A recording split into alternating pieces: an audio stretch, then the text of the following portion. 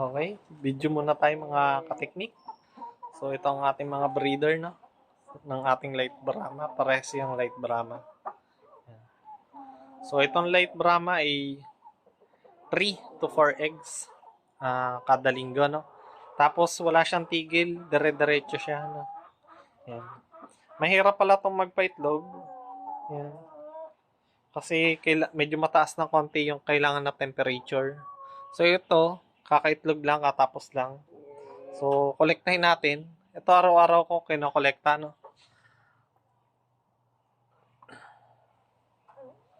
Tapos, sinasalang ko sa incubator. Yan. So, mukhang okay naman. Yan.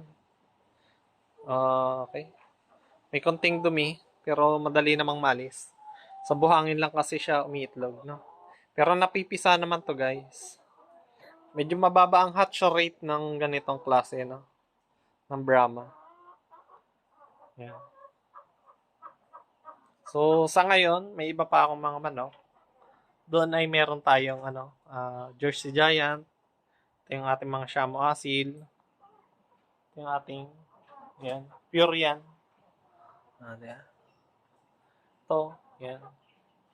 Tapos wala na yung pinagluluto ko na yung iba, no. Ito yung ating Brahma at Shamo. Yan. Laki niyan, guys.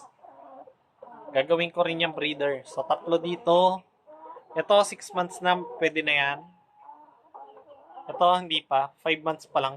4 to 5 months pa lang to. Kaya medyo maliit pa. Tingnan nyo naman, guys. Oh. Laki niyan. Inahin yan, guys. Inahin. Puro babae yan. So, lipat tayo dun sa aking mga pasisiw, no? So, ito, lagay ko muna dito sa aking lagayan.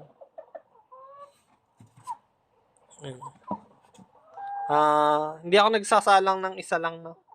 Mga 3. Para pag napisa, mayroong kasama yung ating sisiw.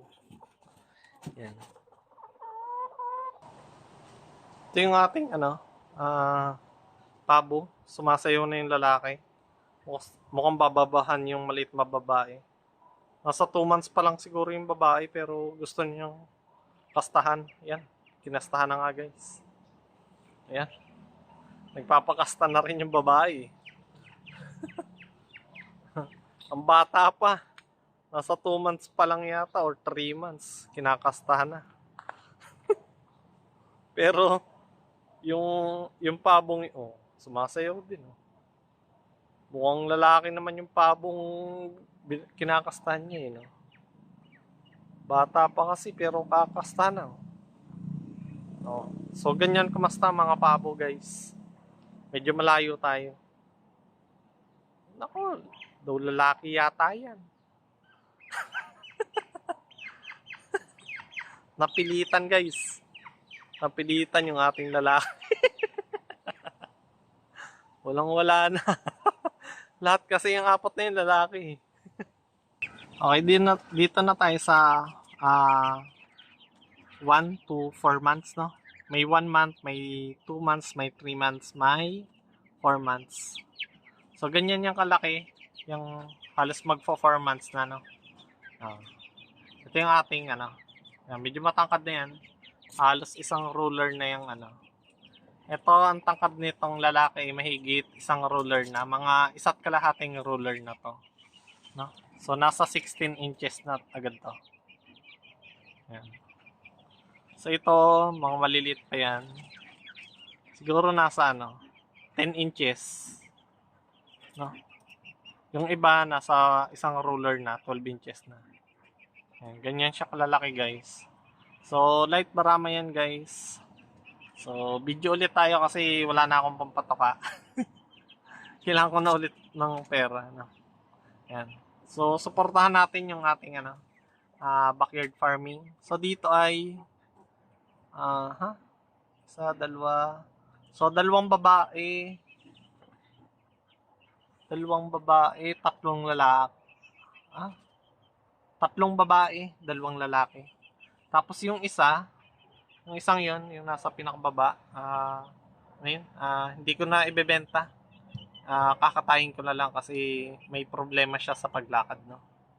Pero yung ano, yung 5, goods yan, guys. So, dito naman tayo sa ating downtown, no? Di bali, hindi talaga to sa akin, no? Hindi to sa akin. Pinaalagaan lang to. Ako lang din ang nagpapisa, no? Yan. So, isang buwan na to. Tingnan nyo naman guys yung ating ano, Peking duck mo.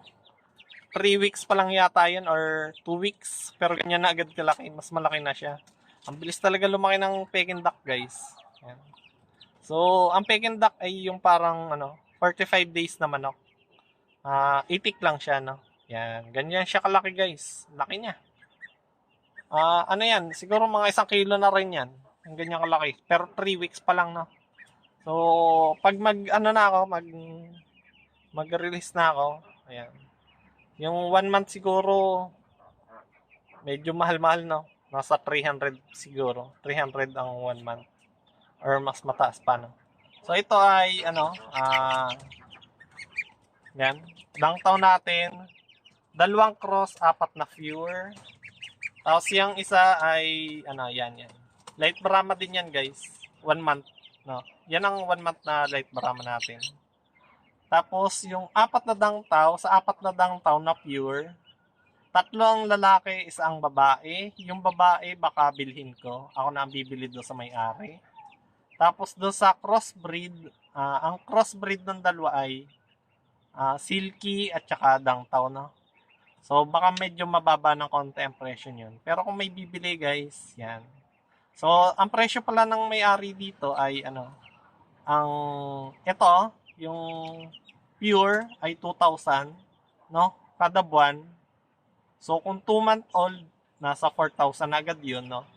Gaganda ng paa niyan, guys. Maganda yan. Kung bibili kayo, yan, pang-upgrade ng manok, masarap din ang lasa nito, guys. No? Isa sa pinakamahal ang karne dati. So, pumapatak dati ng 100,000 ang ano nito, ang isa, no? Kapag binibenta. Kasi sa Vietnam lang talaga mayroon dito dati at saka China 'yon. Silang dalawang una, no? Yan. Ngayon, nandito na sa Pilipinas, medyo marami nang may-ari kaya nagmura na. 2,000 mura na yun guys para sa breed na to. Kasi malasa yan na guys. Yan. So, ang presyon pala ng ating sisiw sa Light Brahma ay 1,000 per month na. So, kung 500 ang day old, kung 1 month plus 500 lang, no? Plus 500 lang muna tayo guys hanggang matapos yung taon, no? So, kung 1 month may 1,000 pesos, no? Yan. Kung 2 month naman ay 1,500. Kung 3 month old ay 2,000. Kung 4 month old ay 2,500. Yan. So, yung pinakamalaking yan, magpo 4 months na yan. Nasa 2,500 na yan. Ito, 2 month old, nasa 1,500 na yan. Mga 2 month old natin. Tapos, yung 1 month old natin dun sa kabila, 1,000 yan guys. So, yun. Tapos dito pala sa kabila, baka may magkagusto lang, no? Kasi kumari kasi inalis ko na to lahat eh, no? Yan, ito. Native yan guys. Pero ito yung native guys na mabilis lumaki, no? So yan, malaking yan. Yan. Lampas 2 month old lang yan pero ganyan na agad kalaki. Parang broiler type yung kanyang ano. Sa 3 month old pa lang, pwede mo na siyang ma-harvest guys. 3 to 4 months old. Yan. Tapos hindi naman siya masyadong malakas sa patoka. Malakas din ang resistensya niya, hindi tulad ng 45 days. At syempre malasa din yan. So meron tayo ditong, ilan yan? 1, 2, 3, 4, 5. Yan, 5. So ang lalaki dyan ay 3. 3 lalaki, 2 babae. No? Mabibilis yan guys lumaki. Yan. Pag may magkagusto, PM lang guys. Di bali, ito ang presyo ko nito ay nasa 200 per month.